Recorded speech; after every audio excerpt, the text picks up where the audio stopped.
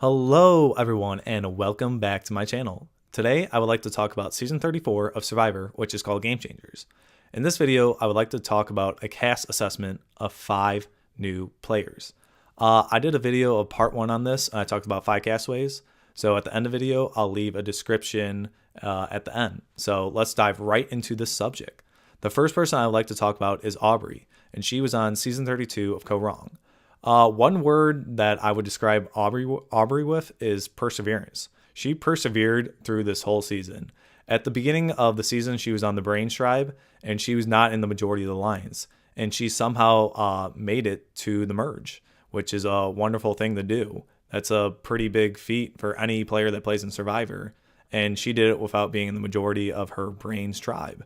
And another thing she persevered through was losing 2 alliance members, big alliance members, in the merge.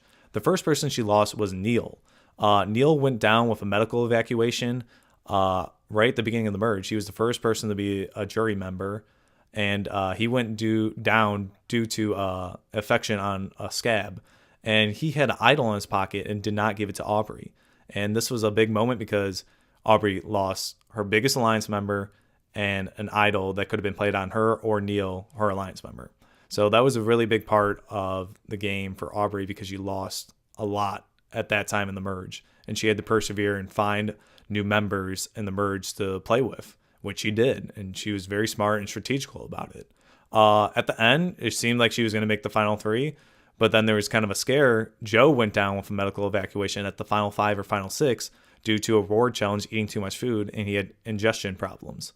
So he had to leave the game, and that was one of her biggest alliance members at the time, and she really needed him to get to the final 3. So she made it to the final 3 and lost to Michelle, and she was runner-up survivor of that season. In my eyes, I think she deserved to win over Michelle because she was smart, strategical, and played a pretty damn good social game because she had to persevere through all those medical evacuations and 5 new alliances in that merge. All Michelle did was she had her alliance there, and she played a really good social game and didn't make people mad, which is not a bad game, but I think in that season, Aubrey played a better game.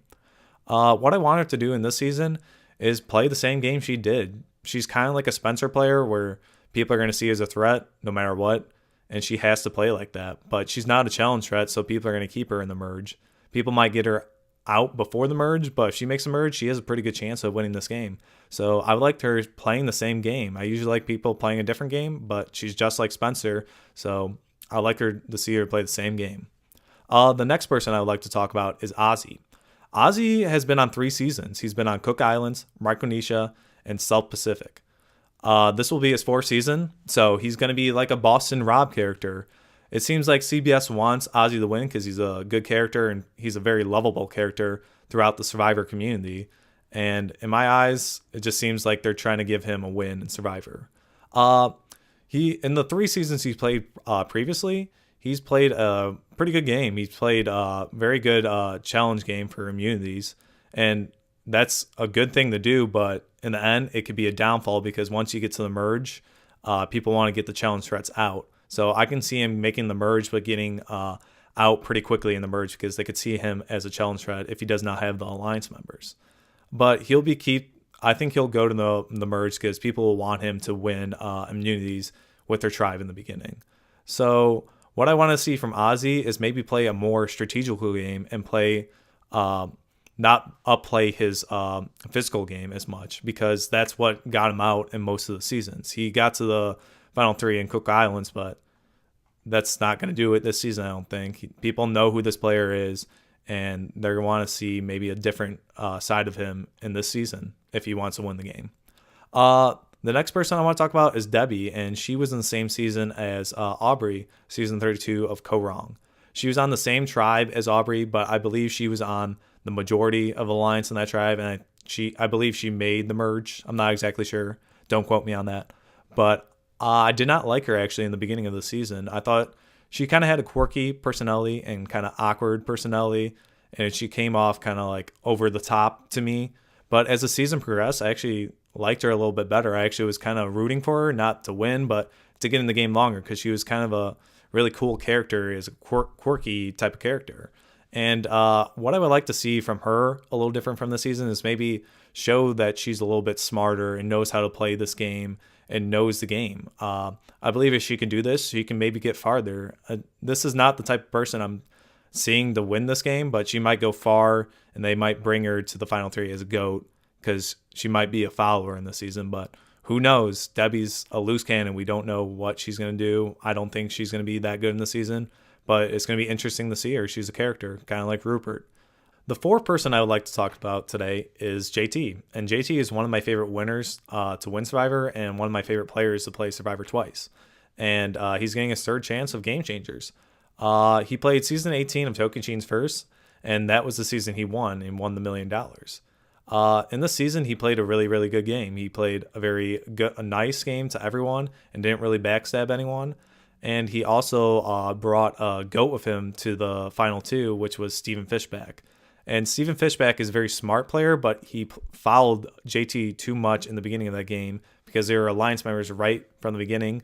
And people saw him on the jury as a follower and not a player of the game. And that's why JT won this game. And JT made all the right moves and played a really good social game and did not get anyone on his bad side. And that's the reason why he won that season. And that was one of the best wins of Survivor in my eyes because he played a non-bloody game on his hands. The next season he played on was season 20, and it was called Heroes vs. Villains. In this season, he was on the Heroes tribe because he was very nice and did not backstab anyone in that season. And he played a total different game as a villain, which I like. I like when players play a different game because it's interesting and it makes them kind of unique in my eyes as a Survivor contestant.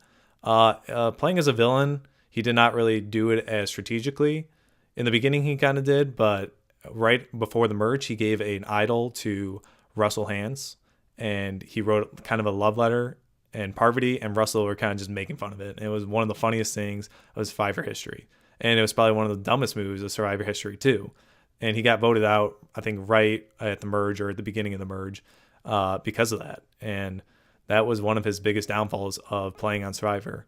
So I do think he's a really good player, but he did have a dumb move going out of Survivor. So it's kind of wishy-washy at that point. And the last person I'd like to talk about is Zeke. And he was on season 33, the season we just watched with Millennials versus Gen X. Zeke was one of my favorite players to watch in this season, besides David. Both of them were players you did not think that were going to be good in the beginning, but at the end, they became really good strategically and smart. They didn't have the physical side to them, David and Zeke, but Zeke persevered through that, and he made alliance members and got through the game. The biggest downfall of his game during that season was people saw him as a threat when he got to the merge because they saw how strategical he was, and people liked him a lot. And if they saw him getting to the final three, a lot of people saw him winning this game, and that's the reason why they voted him out, besides David at that time. And what I want Zeke to do in this season is also play like a similar game, like I said, with Aubrey.